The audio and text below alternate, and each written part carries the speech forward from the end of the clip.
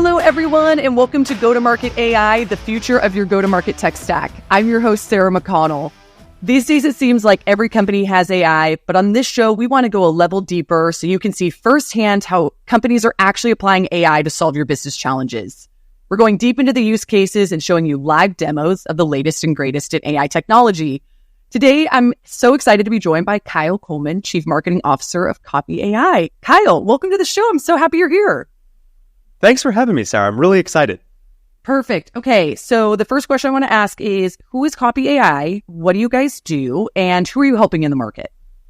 It's a great question, Sarah, and it's a very different answer if you had asked me 12 months ago versus asking me now. Because 12 months ago, we were this prosumer PLG AI marketing app for copywriting and content marketers and things like that. And the platform has transformed over the last 6 or so months, where we now have this concept that we call workflows. And what workflows are is they're effectively series of prompts that you chain together to accomplish some sort of specific go-to-market action, some sort of process for a marketing team or a sales team or an operations team or something like that. So for example, it's not just about summarize a call from a Gong transcript or something like that. It's given a Gong transcript, find the aha moment where the prospect was most impressed, take that section of the transcript and turn it into an SEO blog post.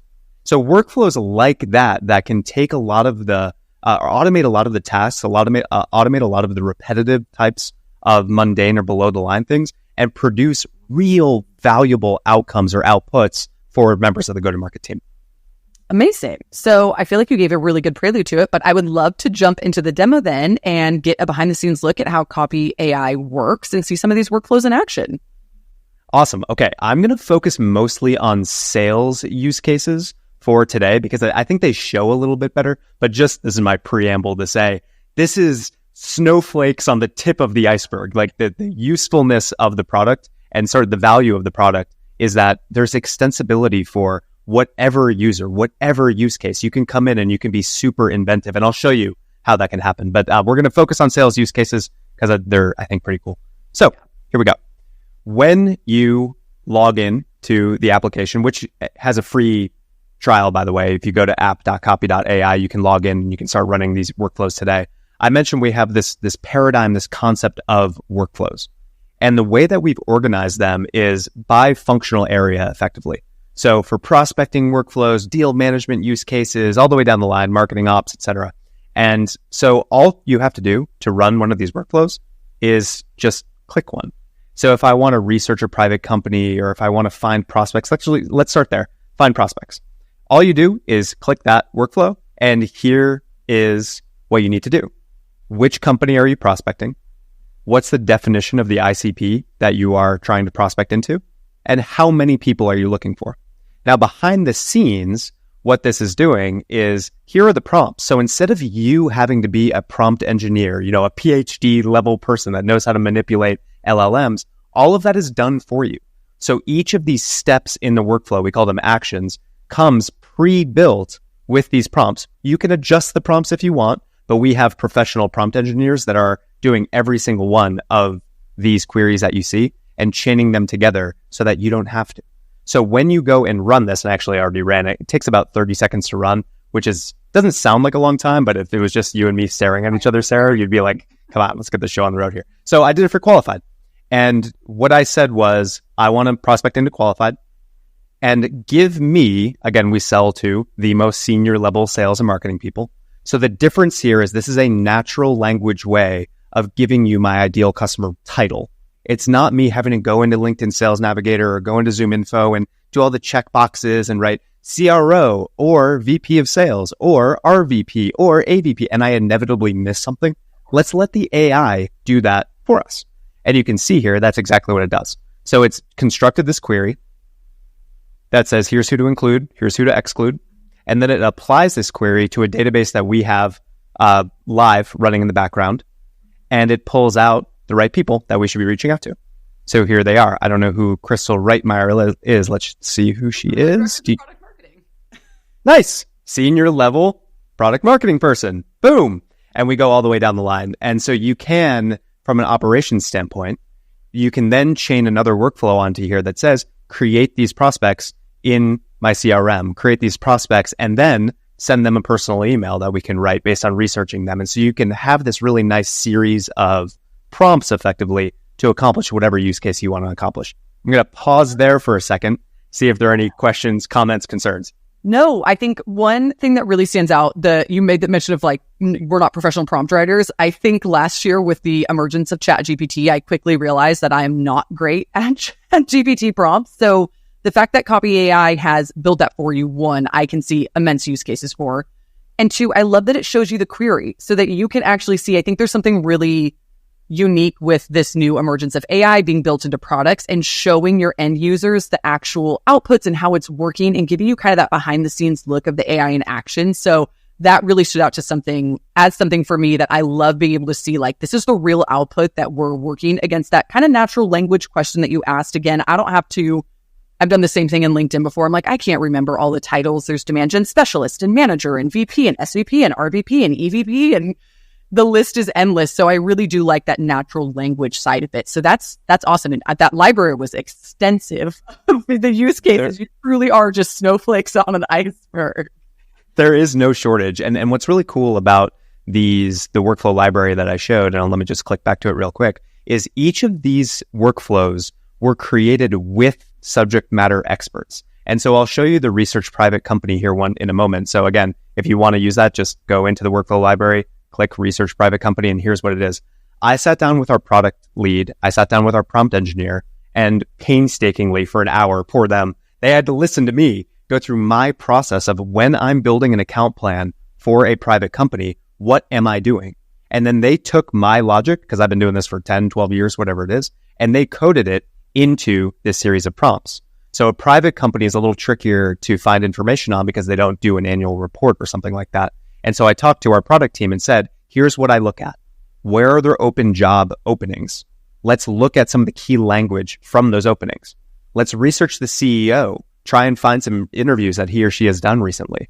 Let's scrape those interviews to find the key nuggets. Let's go down and look at recent press releases or funding news and try and find some nuggets there. Let's go to their website, understand the language that they use so that we can show up in a way that's going to be contextualized and make sense to them, and then give it to me in one tidy little report. And that's exactly what happened here. So let me show you. I already ran it for qualified. So all I did is I put in qualified. I put in a little bit of a 2-sentence value prop for what Copy.ai does. We're a go-to-market AI platform, powers use cases, the whole go-to-market team. And you'll see why this is important here in a second. And here's what happened.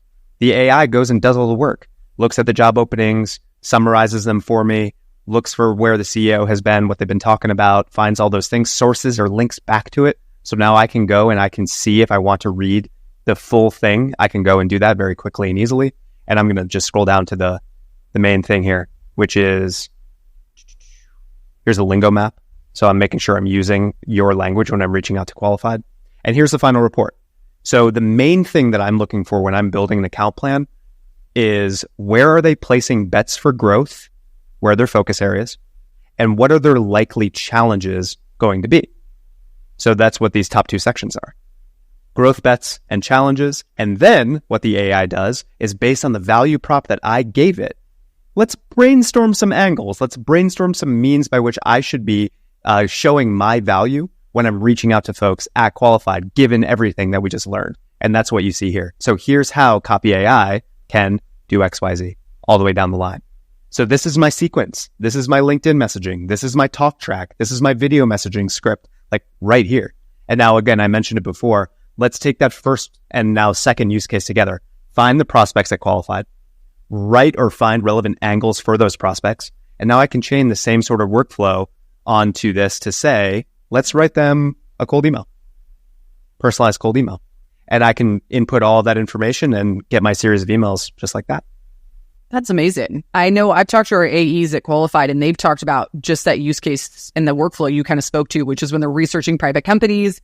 One, I feel like there's a lot of variation between AEs. Not everyone does it the same, so there might be information that's missed.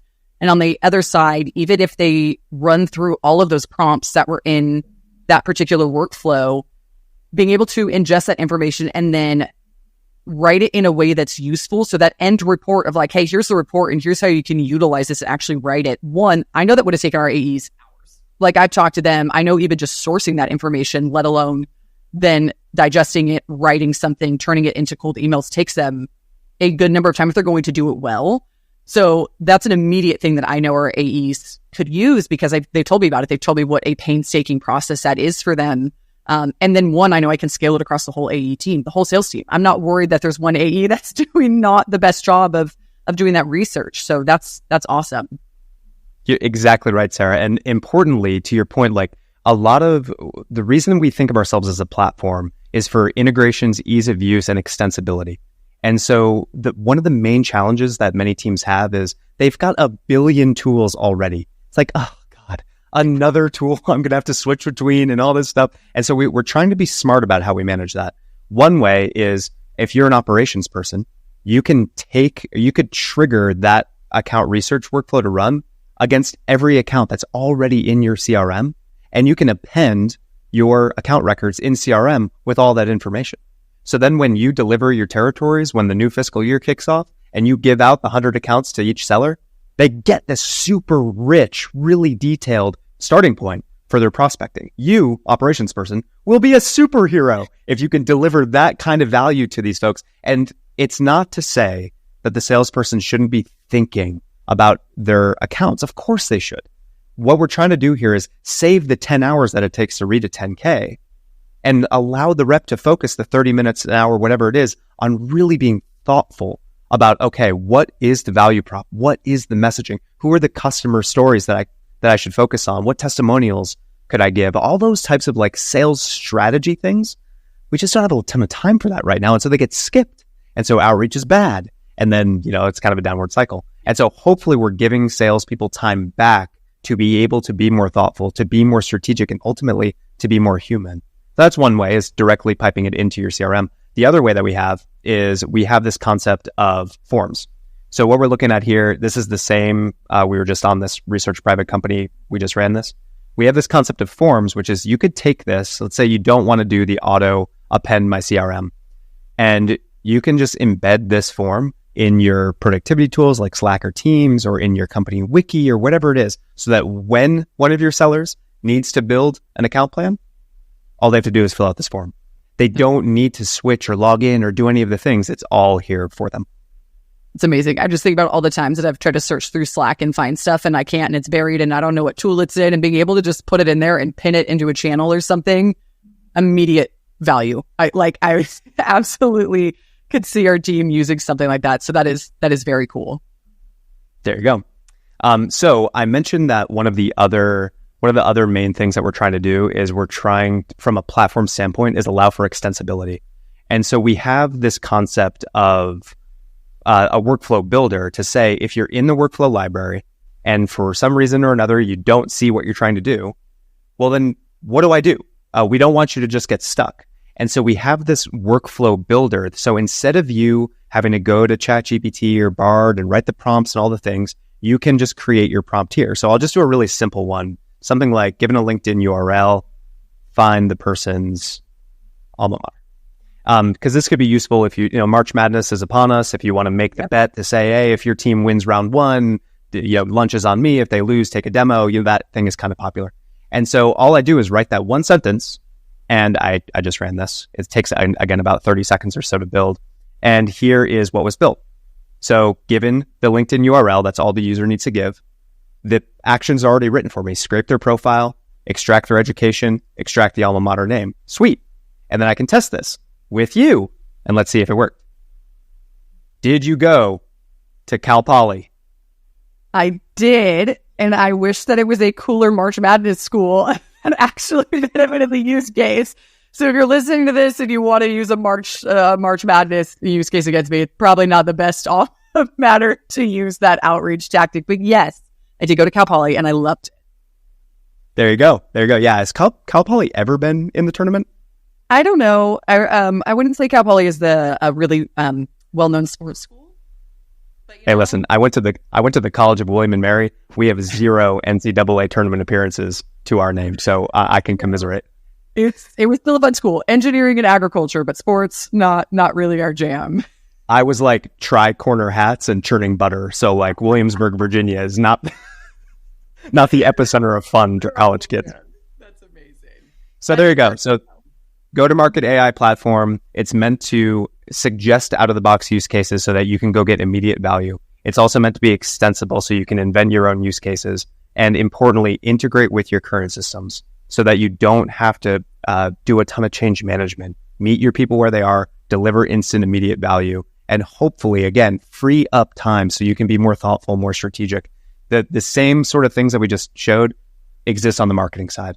Creating content from a sales transcript, localizing content into different languages, creating on-the-fly testimonials given a industry or a persona or something like all of these things, they can happen just in the snap of fingers, and it's pretty cool.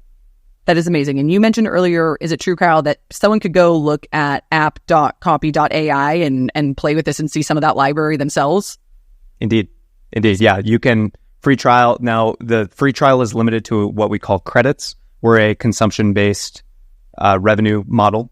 And so basically the cost that we incur is how expensive is your query to send to the LLM. And so we give you a little bit of a taste, but we need to limit that because we're a startup and we need to stay in business. But very cool that someone can go check it out right now if you're listening to this episode and you want to go see for yourself. So Kyle, with that being said, thank you for the demo. That was fantastic. I would love to move into our Q&A if you're ready. I'm ready. So the first question I love asking to companies that have .ai in their URL, but I will ask it anyways, which is how long has Copy.ai been building AI into your product? Since day one. And the journey's been really interesting, Sarah, because the founders have been in and around AI for years and years and years. But this is their first time founding a company. And the founding story was they found a ton of value in the kind of marketing application, the copywriting application, hence the name Copy.ai. Now, what's interesting is I wasn't here, I can't take credit for this, I wish I could. We have 15 million users. 15 million users in 18 months. It's absolutely out of control. There's so much demand for that marketing use case, for these go-to-market use cases. But to their credit, the founders saw that kind of downstream marketing copywriting application was becoming somewhat commoditized. Yeah. But they had been building this infrastructure for this workflow automation type platform. And now that's the current instantiation of the product is this. And there's plenty of just incredible things to come. But AI since day one. Amazing. And is what you showed today in the demo, is that all available for your customers right now? All available. None of this is vaporware. That's amazing. And speaking of customers, do you mind telling us who a few of your customers are? It sounds like you have a ton of users. Do you have a few of them that you want to give a shout out to? Yeah. So some of the use cases that I've seen, I'm like speechless because it's so cool. So Lenovo is one of our bigger customers. They have something, they're global. They've been around for a long time. They have this whole slew of products and they have something like 4,000 case studies that they've amassed over the years, Sarah. 4,000 case studies. And I was talking to their head of enablement and he was like, we have so many, nobody uses any of them. It's like this strange paradox of choice. And so what they have built is they uploaded all of those use cases into our platform. We have this concept of info base. So you can kind of think of it as the large language model is generating content. The small language model is your data that it's learning from, your brand voice, your information, your language, whatever it may be. So Infobase creates this other model for the AI to learn from. So what Lenovo did is they uploaded all of these case studies into the Infobase. And then they created this little wizard that says, you're a rep, log in, give me the product you want to sell, the persona you want to sell to, the buying stage that they're in, and their segment, SMB, mid-market, enterprise. And then the AI goes and it reads through all 4,000 use cases and it creates a custom testimonial sheet based on those inputs that the seller gave.